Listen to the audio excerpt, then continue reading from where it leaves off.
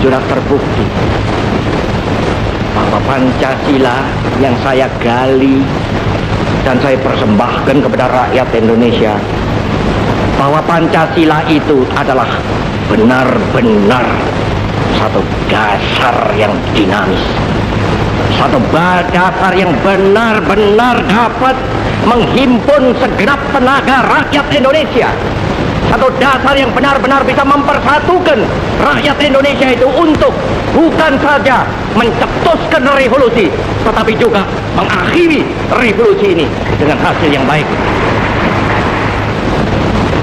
Maka aku adalah sebenarnya utusan, wakil daripada revolusi Indonesia. Revolusi Indonesia ini bukan revolusi Soekarno, tetapi revolusi daripada seluruh rakyat Indonesia, dari Sabang sampai Merauke. Nah, bagaimana? Mungkin kalian sudah tidak asing lagi dengan video barusan. Nah, video tadi adalah sebuah teks pidato yang dibacakan oleh presiden pertama kita, yaitu Soekarno. Pada kesempatan kali ini kita akan membahas tentang apa itu teks pidato. Berikut ini langsung saja kita masuk ke dalam pembahasannya. Teks pidato adalah bentuk komunikasi atau arah yang berupa pengungkapan pikiran dan gagasan dari pembicara tentang suatu hal kepada banyak orang. Orang yang melakukan pidato disebut dengan orator. Metode pidato. Ada 4 metode berpidato, antara lain impromptu adalah metode serta-merta atau spontanitas, yaitu berdasarkan kebutuhan sesaat tanpa persiapan yang matang atau cukup. Metode tersebut berdasarkan dari kemampuan dan kemahiran dari pembicara apa adanya. Metode tersebut biasanya digunakan dalam keadaan yang mendadak atau juga darurat. Memoriter atau metode menghafal adalah suatu metode yang dipersiapkan secara matang. Metode yang akan disampaikan sudah dihafalkan terlebih dahulu sebelum akhirnya disampaikan kepada banyak orang.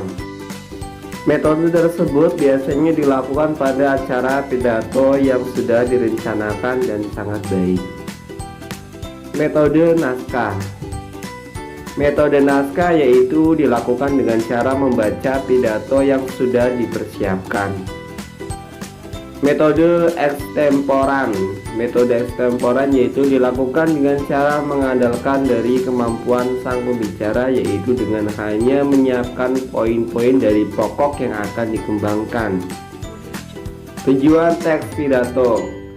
Ada beberapa tujuan dari kenapa teks pidato menjadi salah satu hal yang sangat penting bagi seseorang yang akan berpidato.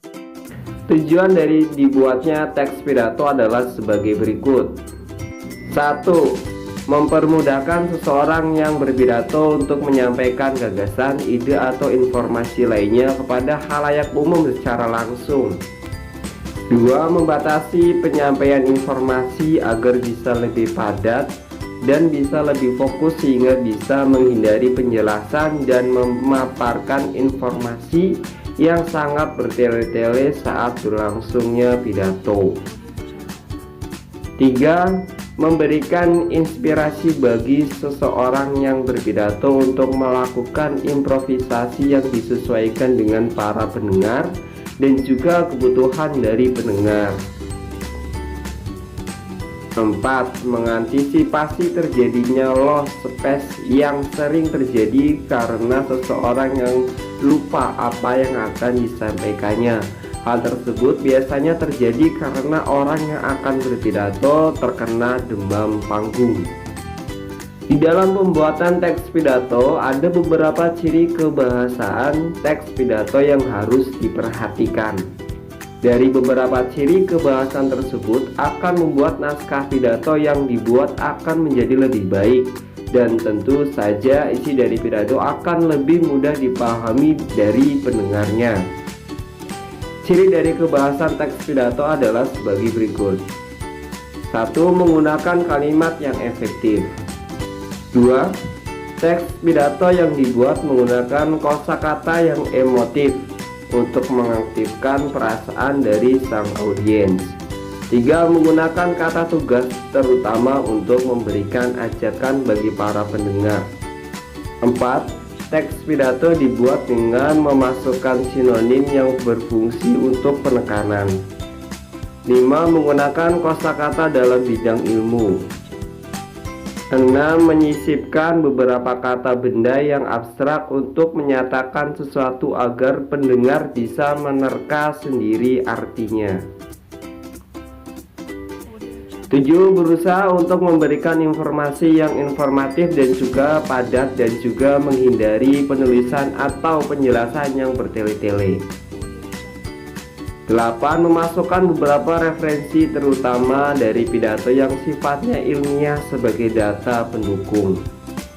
Jadi cukup sampai di sini dulu pembahasan kita tentang teks pidato. Selanjutnya tetap semangat untuk berkarya. Jangan lupa buka lagi buku Anda, semangat belajar dan sampai jumpa.